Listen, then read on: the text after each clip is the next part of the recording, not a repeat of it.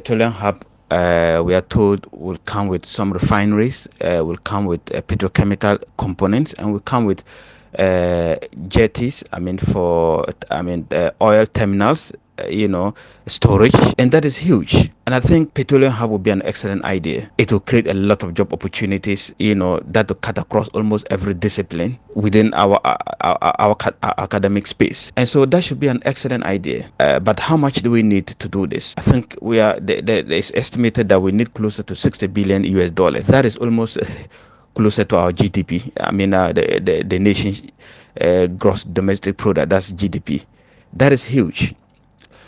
So we will need to get investors, and we are told Ghana government is expecting to put like 6 billion US dollars as part, and then we expect to get the rest, 50 plus US dollar, billion US dollars from external funding.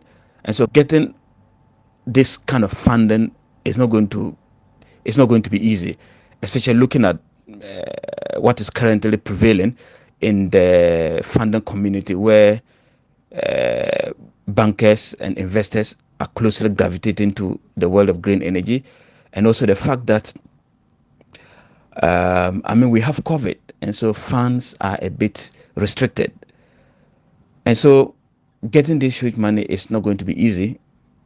But I think we can still put effort to do that. So I was expecting within the budget to see, what plans are in place, because that's the main thing, the financing of the project. That is the key to getting the project realized. So I was expecting to see or hear what concrete steps so far have been put in place to secure this kind of funding.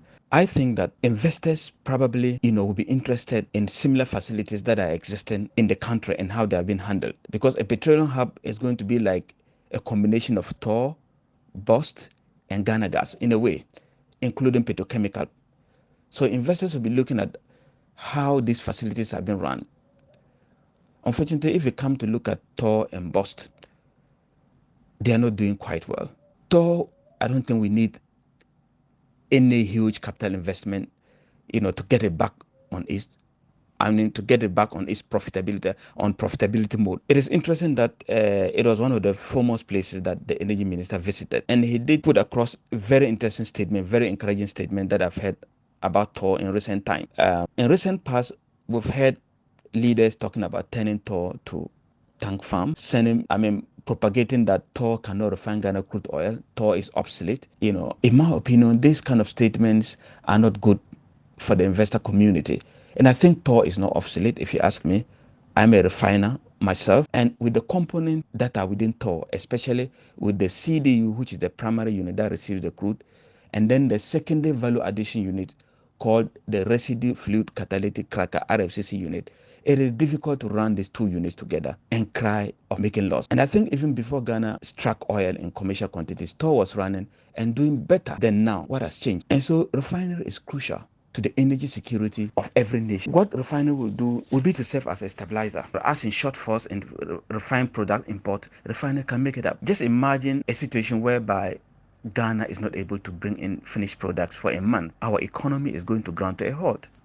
That is an energy security issue. So refinery running is central to our energy security. Refinery can also serve as a pressure relief for our local currency. Day in and day out, you do see our currency not very stable. Why? Because we do too much import, not only refined product but other products. So if you gravitate from import-led economy to value addition economy on our raw materials, I think it will impact our GDP positively, and it will stabilize our currency. So refinery running itself is a stabilizer of most of the microeconomic indicators. It will stabilize them for sure. So that is how important a refinery is. So it was refreshing to hear the Indian minister talking about the fact that he will definitely get partnership to get the refinery into business, and that is the way to go. We need to get partnership, and the reason why I personally encourage that we get private sector involvement, because it is the only way we can inject efficiency into the refinery. Within the refinery itself, of course, we have some inefficiencies.